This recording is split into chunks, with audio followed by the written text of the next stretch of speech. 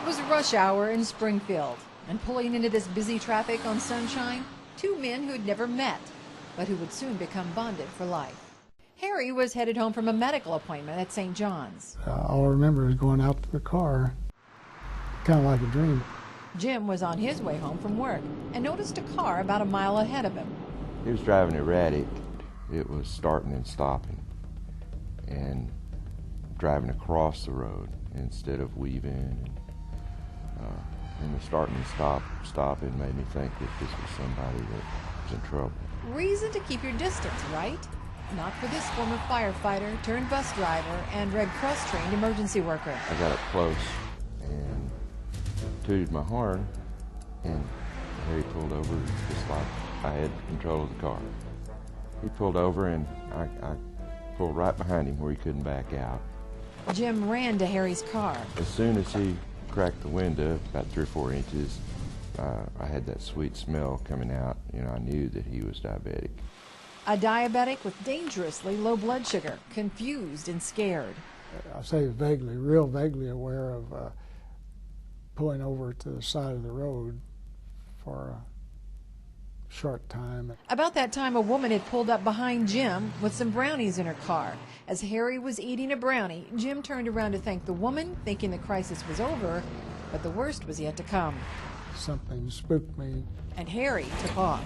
Down through the ditch and across back up in the yard and back up into the road, and I thought, oh no. That's when Jim became a hero for the second time that day, jumping in his car to follow Harry.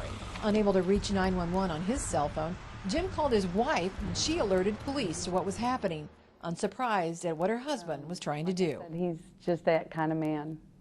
He's got a very gentle and tender heart. A heart pounding by the time Harry raced across railroad tracks on Highway 125, and then came what Jim had feared all along.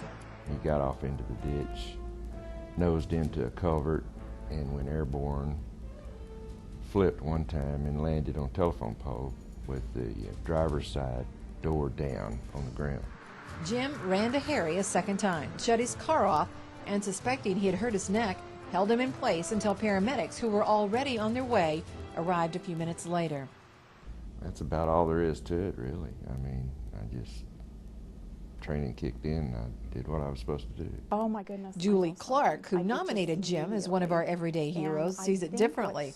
She says Jim went above and beyond for her friend Harry. Jim made a decision not once but twice. And that second rescue literally saved Harry's neck. It had been fractured in 5 places, and Harry was finally able to talk to Jim. I just gave him a big hug and said, hey, thanks for, might say, saving my life.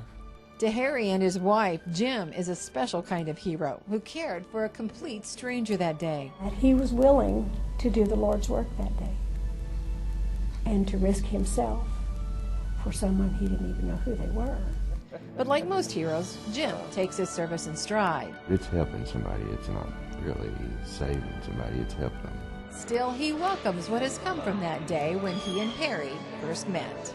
I mean, you're bonded for life. Harry and I be bonded forever.